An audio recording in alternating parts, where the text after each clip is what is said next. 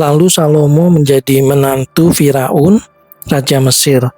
Ia mengambil anak Firaun dan membawanya ke kota Daud sampai ia selesai mendirikan istananya dan rumah Tuhan dan tembok sekeliling Yerusalem.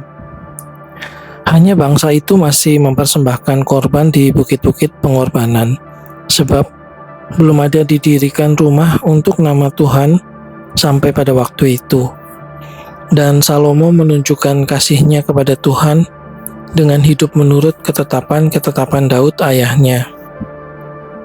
Hanya ia masih mempersembahkan korban sembelihan dan ukupan di bukit-bukit pengorbanan. Pada suatu hari raja pergi ke Gibeon untuk mempersembahkan korban, sebab disitulah bukit pengorbanan yang paling besar. 1000 korban bakaran dipersembahkan Salomo di atas mezbah itu. Di Gibeon itu Tuhan menampakkan diri kepada Salomo dalam mimpi pada waktu malam. Berfirmanlah Allah, "Mintalah apa yang hendak kuberikan kepadamu." Lalu Salomo berkata, "Engkaulah yang telah menunjukkan kasih setiamu yang besar kepada hambamu Daud, ayahku, sebab ia hidup di hadapanmu dengan setia, benar dan jujur terhadap engkau, dan engkau telah menjamin kepadanya kasih setia yang besar itu dengan memberikan kepadanya seorang anak yang duduk di tahtanya seperti pada hari ini. Maka sekarang ya Tuhan Allahku, engkaulah yang mengangkat hambamu ini menjadi raja menggantikan Daud ayahku, sekalipun aku masih sangat muda dan belum berpengalaman. Demikianlah hambamu ini berada di tengah-tengah umatmu yang kau pilih, suatu umat yang besar yang tidak terhitung dan tidak terkira banyaknya. Maka berikanlah kepada hambamu ini hati yang faham menimbang perkara untuk menghakimi umatmu dengan dapat membedakan antara yang baik dan yang jahat. Sebab siapakah yang sanggup menghakimi umatmu yang sangat besar ini? Lalu adalah baik di mata Tuhan bahwa Salomo meminta hal yang demikian. Jadi berfirmanlah Allah kepadanya, "Oleh karena engkau telah meminta hal yang demikian dan tidak meminta umur panjang atau kekayaan atau nyawa musuhmu, melainkan pengertian untuk memutuskan hukum, maka sesungguhnya aku melakukan sesuai dengan permintaanmu itu. Sesungguhnya aku memberikan kepadamu hati yang penuh hikmat dan pengertian, sehingga sebelum engkau tidak ada seorang pun seperti engkau, dan sesudah engkau takkan bangkit seorang pun seperti engkau. Dan juga apa yang tidak kau minta aku berikan kepadamu, baik kekayaan maupun kemuliaan, sehingga sepanjang umurmu takkan ada seorang pun seperti engkau di antara raja-raja. Dan jika engkau hidup menurut jalan yang kutunjukkan dan tetap mengikuti segala ketetapan dan perintahku sama seperti ayahmu Daud, maka aku akan memperpanjang umurmu." Lalu terjagalah Salomo. Ternyata ia bermimpi. Sekembalinya ke Yerusalem, berdirilah ia di hadapan tabut perjanjian Tuhan.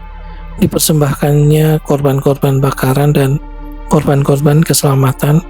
Kemudian ia mengadakan perjamuan bagi semua pegawainya.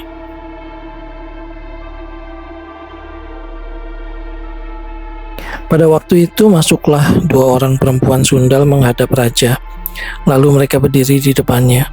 Kata perempuan yang satu, "Ya Tuanku, aku dan perempuan ini diam dalam satu rumah, dan aku melahirkan anak pada waktu dia ada di rumah itu. Kemudian pada hari ketiga sesudah aku, perempuan ini pun melahirkan anak. Kami sendirian, tidak ada orang luar bersama-sama kami dalam rumah. Hanya kami berdua saja dalam rumah. Pada waktu malam, anak perempuan ini mati karena ia menidurinya. Pada waktu tengah malam ia bangun, lalu mengambil anakku dari sampingku, sementara hambamu ini tidur. Dibaringkannya anakku itu di pangkuannya, sedang anaknya yang mati itu dibaringkannya di pangkuanku.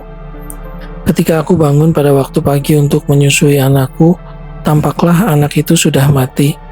Tetapi ketika aku mengamati dia pada waktu pagi itu, Tampaklah bukan dia anak yang kulahirkan, kata perempuan yang lain. Itu bukan anakkulah yang hidup dan anakmulah yang mati. Tetapi perempuan yang pertama berkata pula, bukan, anakmulah yang mati dan anakkulah yang hidup. Begitulah mereka bertengkar di depan raja. Lalu berkatalah raja, yang seorang berkata, anakkulah yang hidup ini dan anakmulah yang mati. Yang lain berkata, bukan, anakmulah yang mati dan anakkulah yang hidup. Sesudah itu raja berkata, ambilkan aku pedang. Lalu bawalah pedang ke depan raja. Kata raja, penggalah anak yang hidup itu menjadi dua dan berikanlah setengah kepada yang satu dan yang setengah lagi kepada yang lain.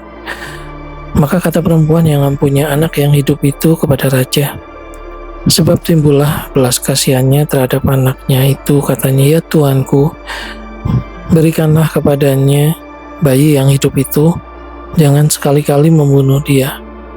Tetapi yang lain itu berkata, supaya jangan untukku ataupun untukmu penggalah. Tetapi raja menjawab katanya, berikanlah kepadanya bayi yang hidup itu, jangan sekali-kali membunuh dia, dia itulah ibunya. Ketika seluruh orang Israel mendengar keputusan hukum yang diberikan raja, maka takutlah mereka kepada raja, sebab mereka melihat bahwa hikmat daripada Allah ada dalam hatinya untuk melakukan keadilan.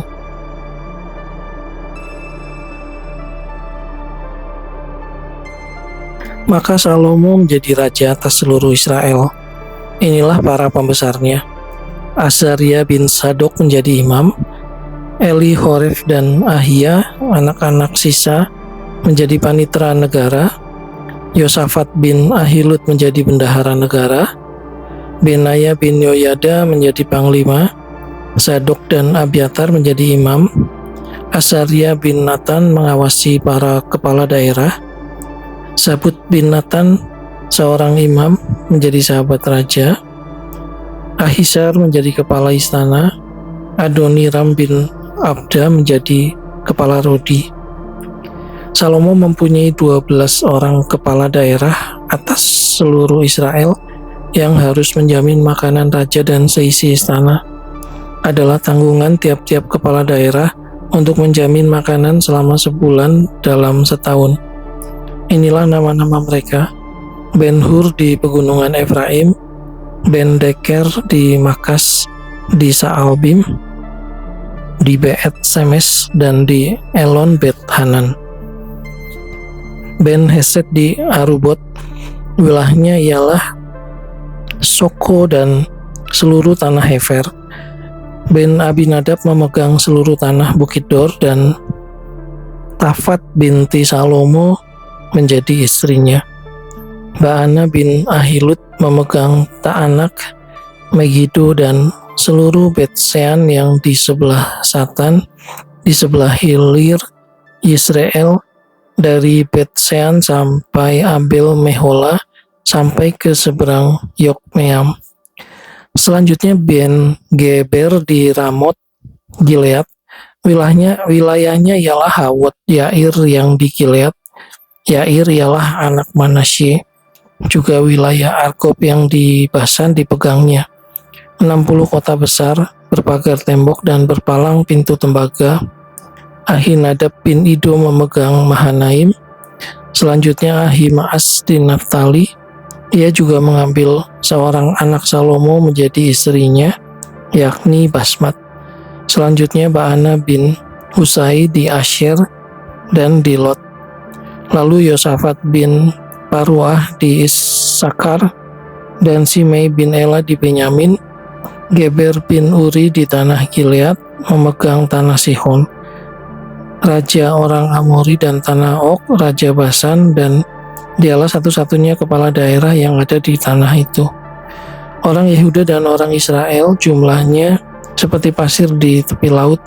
Mereka makan dan minum serta bersukaria.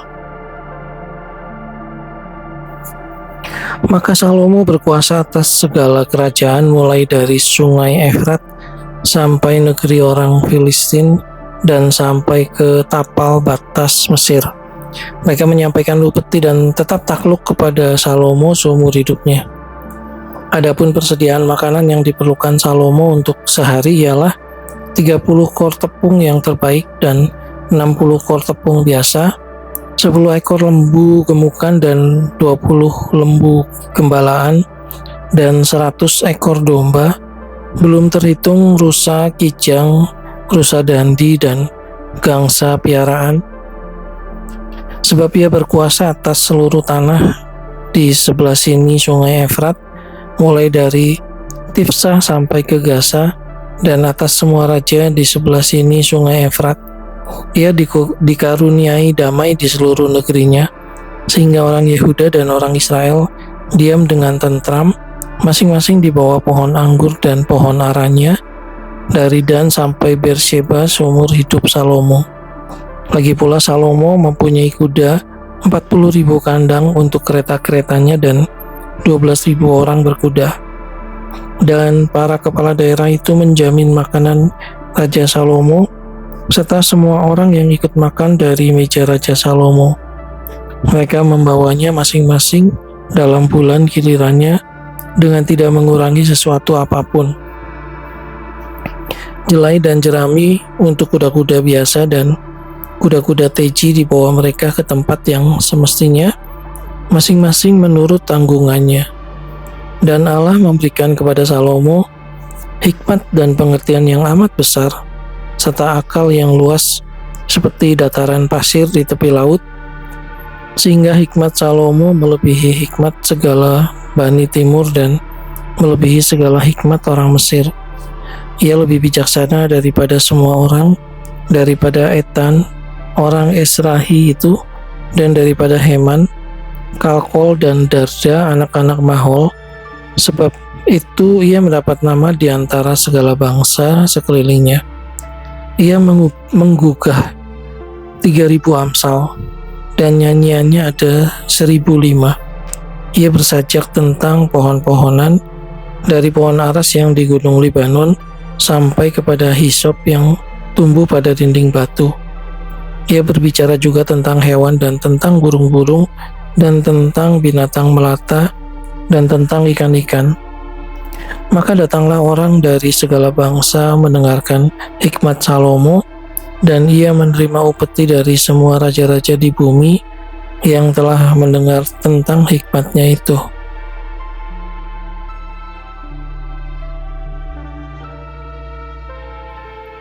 Hiram Raja Tirus mengutus pegawai-pegawainya kepada Salomo karena didengarnya bahwa Salomo telah diurapi menjadi raja menggantikan ayahnya. Sebab Hiram senantiasa bersahabat dengan Daud. Lalu Salomo mengutus orang kepada Hiram dengan pesan, "Engkau tahu bahwa Daud ayahku tidak dapat mendirikan sebuah rumah bagi nama Tuhan Allahnya, oleh karena musuh-musuhnya memerangi dia dari segala jurusan, sampai Tuhan menyerahkan mereka ke bawah telapak kakinya. Tetapi sekarang Tuhan Allahku telah mengaruniakan keamanan kepadaku di mana-mana. Tidak ada lagi lawan dan tidak ada lagi malapetaka menimpa. Dan ketahuilah, aku berpikir-pikir hendak mendirikan sebuah rumah bagi nama Tuhan Allahku, seperti yang dijanjikan Tuhan kepada Daud ayahku demikian. Anakmu yang hendak kududukan nanti di atas tahtamu menggantikan engkau. Dialah yang akan mendirikan rumah itu bagi namaku. Oleh sebab itu, perintahkanlah orang menebang bagiku pohon-pohon aras dari gunung Libanon, dan biarlah hamba-hambaku membantu hamba-hambamu, dan upah hamba-hambamu akan kubayar kepadamu seberapa juga kau minta, sebab engkau tahu bahwa di antara kami tidak ada seorang pun yang pandai menebang pohon, sama seperti orang Sidon." Maka segera sesudah Hiram mendengar pesan dari Salomo itu, ia sangat bersukacita serta berkata, "Terpujilah Tuhan pada hari ini, karena ia telah memberikan kepada Daud seorang anak yang bijaksana untuk mengepalai bangsa yang besar ini." Lalu Hiram mengutus orang kepada Salomo mengatakan, "Aku telah mendengar pesan yang kau suruh sampaikan kepadaku tentang kayu aras dan kayu sanobar aku akan melakukan segala yang kau kehendaki. Hamba-hambaku akan membawanya turun dari gunung Libanon ke laut, dan aku akan mengikatnya menjadi rakit-rakit di laut untuk dibawa sampai ke tempat yang akan kau tunjukkan kepadaku. Kemudian akan kusuruh bongkar semuanya di sana, sehingga engkau dapat mengangkutnya. Sementara itu, engkau hendaknya menyediakan makanan bagi seisi istanaku seberapa yang kukehendaki. Demikianlah Hiram memberikan kayu aras dan kayu sanobar kepada Salomo seberapa yang dikehendakinya. Lalu Salomo memberikan kepada Hiram 20.000 kor gandum, bahan makanan bagi seisi istananya, dan 20 kor minyak tumbuk. Demikianlah diberikan Salomo kepada Hiram tahun demi tahun. Dan Tuhan memberikan hikmat kepada Salomo seperti yang dijanjikannya kepadanya. Maka damai pun ada antara Hiram dan Salomo, lalu mereka berdua mengadakan perjanjian. Raja Salomo mengerahkan orang Rodi dari antara seluruh Israel. Maka orang Rodi itu ada 30.000 orang.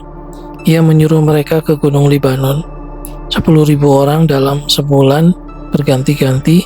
Selama sebulan mereka ada di Libanon, selama 2 bulan di rumah Adoniram menjadi kepala Rodi. Lagi pula Salomo mempunyai 70.000 kuli dan 80.000 tukang pahat di pegunungan.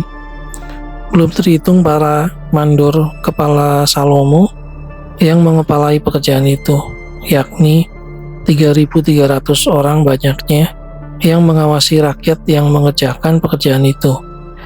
Dan raja memerintahkan supaya mereka melinggis batu yang besar, batu yang mahal-mahal untuk membuat dasar rumah itu dari batu pahat. Maka tukang-tukang Salomo dan tukang-tukang Hiram serta orang-orang Gebal memahat dan menyediakan kayu dan batu untuk mendirikan rumah itu.